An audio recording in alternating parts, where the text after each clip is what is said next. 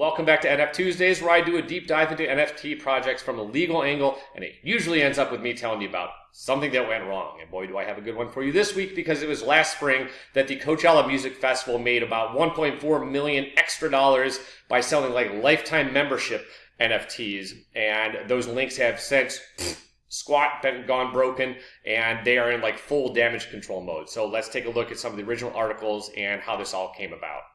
So here is the original webpage, kind of press release situation. Coachella is selling lifetime music festival passes as NFTs.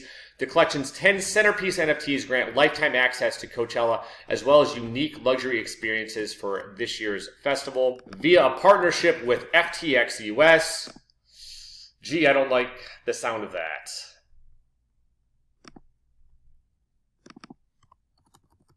A massive collection of 11,010 NFTs is slated to hit Coachella's environmentally friendly marketplace on the Solana blockchain. The drop's crown jewel is the Coachella Keys collection, which consists of 10 NFTs that grant each owner lifetime access to the fabled music and arts festival. So straight off the bat, one question I bet you didn't think of is, whose lifetime?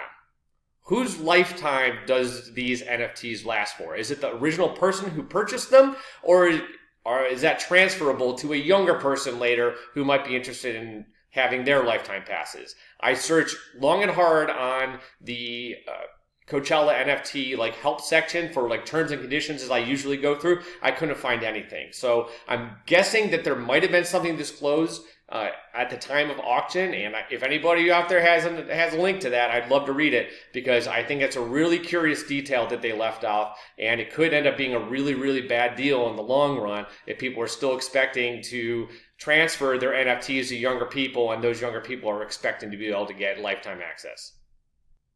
Each of these unique collectibles also unlock specific luxury experiences for the festival, like prime viewing access at electronic dance music focused Sahara tent to a private party on the Coachella grounds.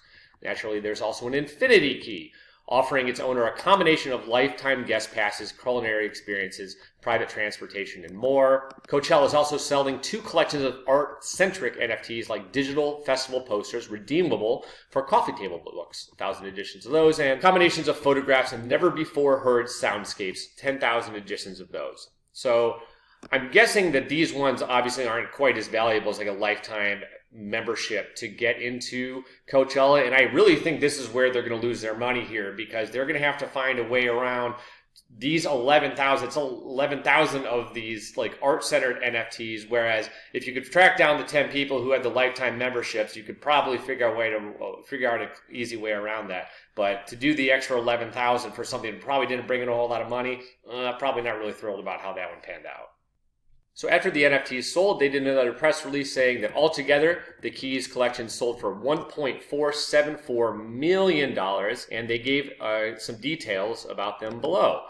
The most expensive digital collectible, the Infinity, fetched $270,000, front of house views for 1 act at the Coachella stage, transportation to and from the festival, a meal in the Rose Garden cooked by a pro chef, plus $500 in food and bev vouchers. Then the Key to the Safari NFT sold for $256,000, offering lifetime safari camping accommodations with an air-conditioned and furnished tent. Pretty cool. The Key to the Coachella stage sold for $125,000 in front of the house access for 1 act at the main stage. The Key to the Sahara sold for $115,000, offered a chance for 2 people to go on stage at the tent during one of the performances. Pretty cool stuff if you're rich.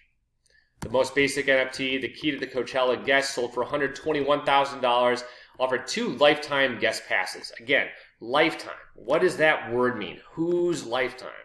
And then the Key to Coachella VIP strangely sold for less, fetching only $110,000. But anyway, a couple other ones. The Key to the Secret Party sold for $111,000. Private 2-hour party for 50 guests at an open bar and secret guest host. That's actually pretty cool. $2,000 for an open bar private party at Coachella is probably pretty close to market value. Key to the Producer Tour, $121,000. 1-hour tour of the entire Coachella grounds with an accredited festival producer. And then the Key to the Dinner in the Garden was $140,000 with a meal in the Rose Garden by a pro chef and 4 people and 2 additional VIP passes. And then the last NFTs were the art-centered ones, the Desert Reflections and Sights and Sounds, Sold out on the first day they were listed. The Desert Reflections are off the market in 30 seconds, which Desert Reflections includes 1,000 NFTs originally priced at $180, which they can use to redeem for physical Coachella photo book. And then Sights and Sounds offers 10,000 iconic festival photos, initially priced at $60, which token holders can redeem for a physical copy of the original image. So, redeeming these NFTs, I wonder what that means. Like, what do you have to do to redeem them? Well, let's take a look. It actually says in the FAQ, and you'll like the answer. So here's the page through the Wayback Machine, which explains how to redeem your Coachella NFTs, and it explains that the Coachella Key NFT must be in your FTX US wallet at the time of redemption. So if there is no FTX US wallet, then there is no redemption. So if you're Coachella, what do you do about this?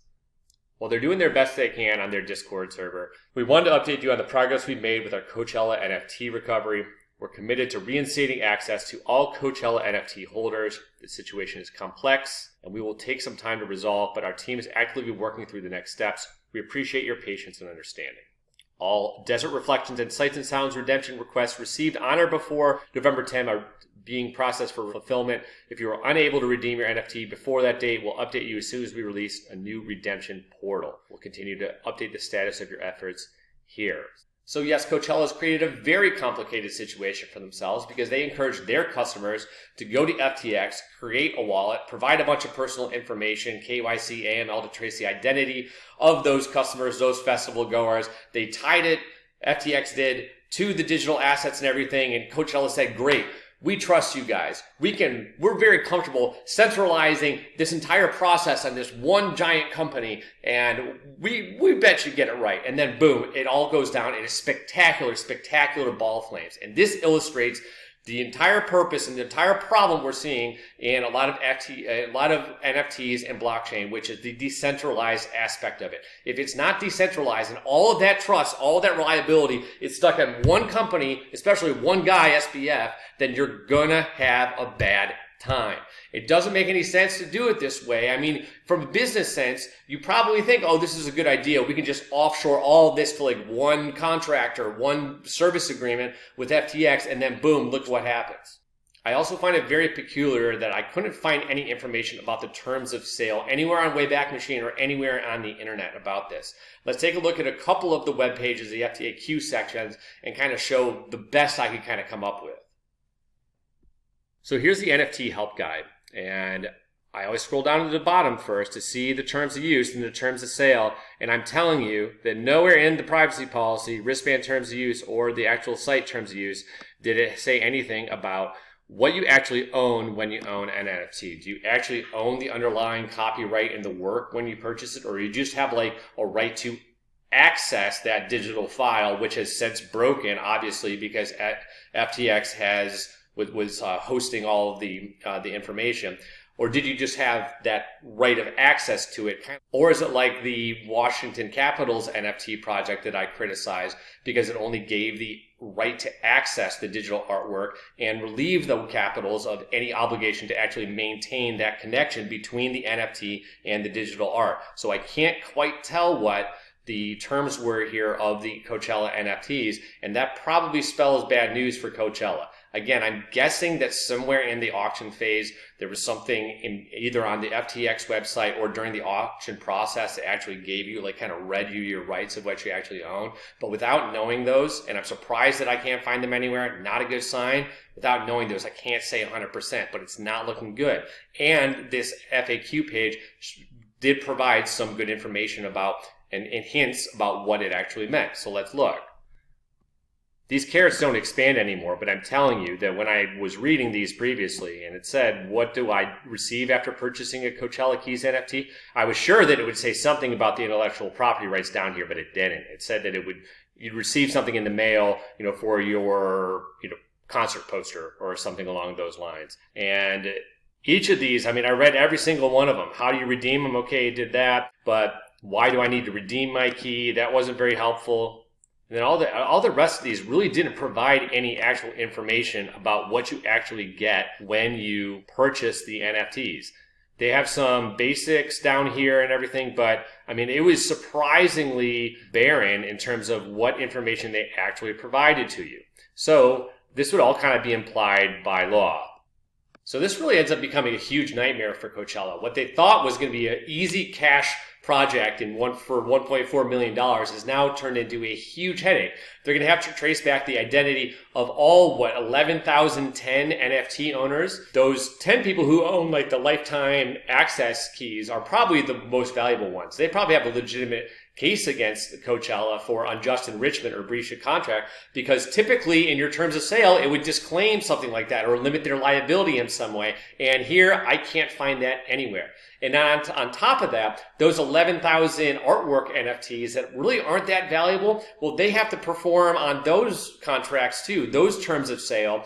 And because we don't have any terms of sale or right of access or IP license agreement that would indicate what happens in this scenario. The FAQ page isn't helpful. The terms of service are nowhere to be seen. So in my opinion, Coachella has to figure out this entire thing and deliver every single one of those assets to people, which that can be done. But then to make sure that you're delivering them to the right people, man, that's going to be a huge pain in the ass. So the takeaway here, if you are going to get into the NFT game, at least do it in a decentralized platform. FTX was obviously very, very centralized. It all relied on FTX and SBF and all of the scams that he was pulling off. And now it's coming down the pipeline and really hurting Coachella. They're going to have to spend a shit ton of time and money figuring out a way around all of this. So the decentralized aspect of crypto, I still believe in a little bit. The NFT stuff, I'm not big on. But for Christ's sake, if you're going to get into it, make sure that the trust isn't all placed in one place, one thing, or one company, or one man, or one blockchain, because this is what happens. I hope you have a great week. Stay tuned for more great NFT information. If you have suggestions or requests about NFT projects you want me to look into, say something in the comments. Thanks a lot. Have a great week.